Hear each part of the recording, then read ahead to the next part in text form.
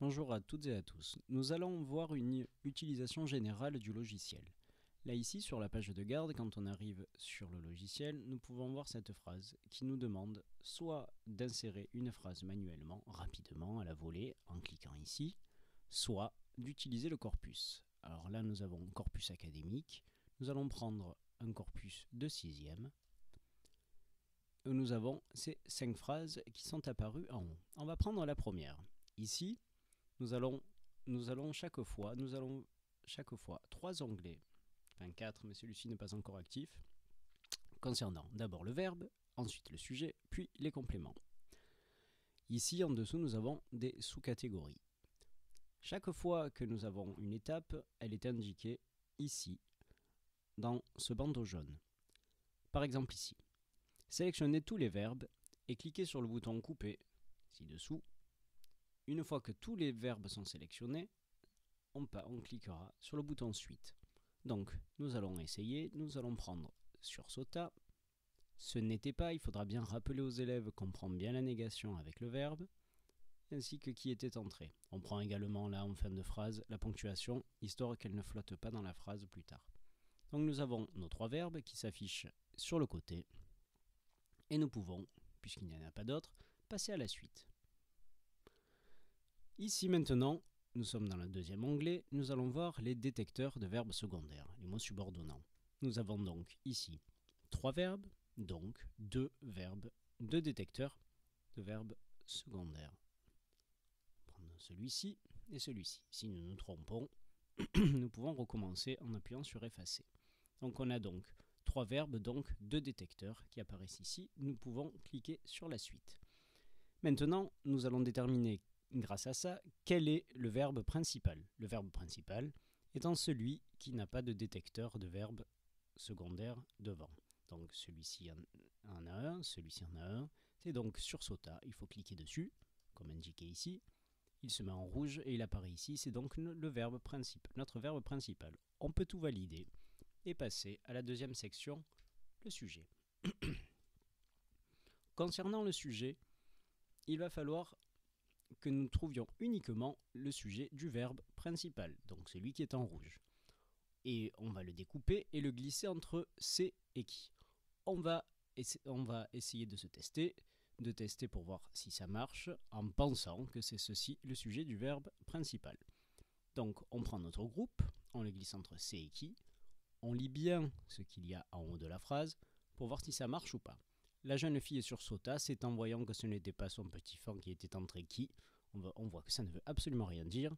On doit donc recommencer car ce n'était pas notre sujet du verbe principal. On va prendre la jeune fille et on va le glisser de la même manière entre c'est et qui. Et on lit bien la phrase en entier. C'est la jeune fille qui sursauta en voyant que ce n'était pas son petit fan qui était entré. Là, ici, c'est donc bon. Nous pouvons le valider. Nous passons à la deuxième étape, qui est la pronominalisation de ce groupe sujet. Nous allons changer la jeune fille par le pronom elle. On peut faire d'autres tests, mais par le pronom elle. Elle sursautant en voyant que ce n'était pas son petit fan qui était entré. C'est donc bon, nous en avons terminé avec le sujet. Nous passons maintenant à l'étape des compléments. Nous allons faire exactement la même chose ici. Il faut bien être attentif à cette première étape, l'étape du découpage. Il faut savoir qu'il ne reste absolument aucun élément non découpé dans cette étape-ci. Là, il nous reste ceci. Donc, ce que nous allons faire, nous allons essayer de nous tromper. Encore une fois, nous allons découper en voyant que ce n'était pas son petit fan. Nous allons le découper.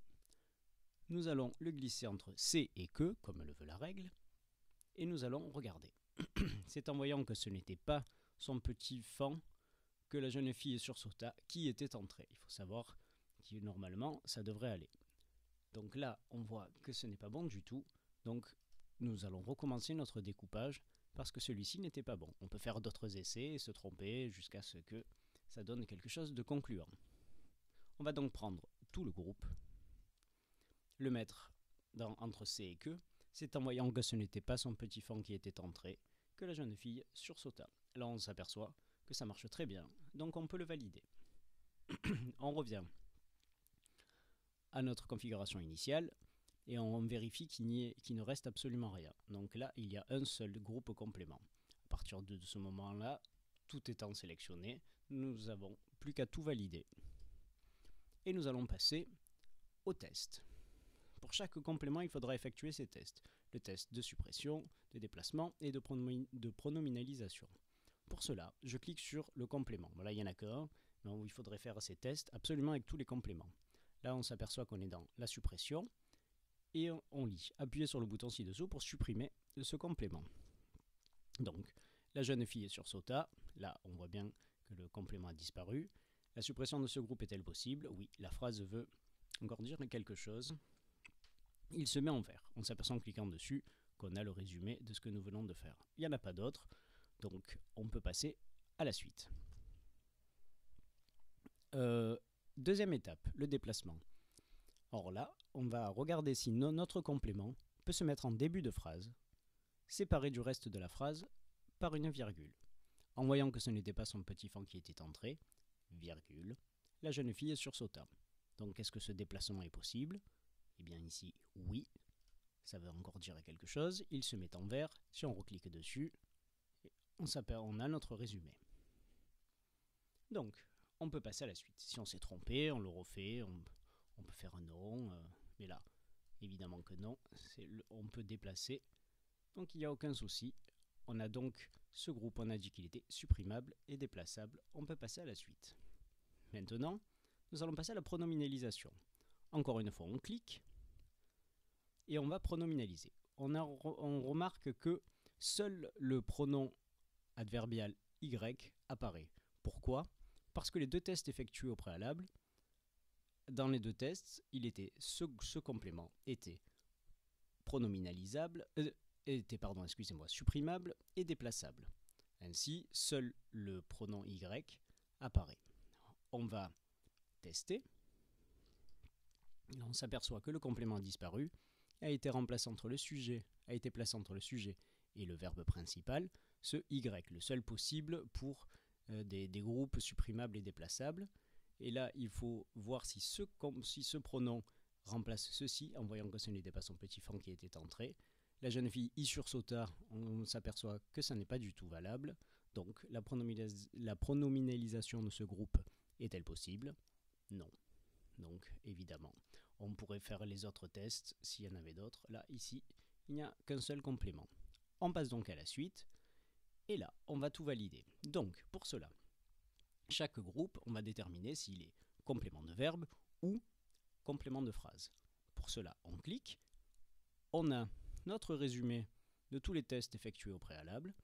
Donc, ce groupe complément, il est supprimable, il est déplaçable et il n'est pas pronominalisable.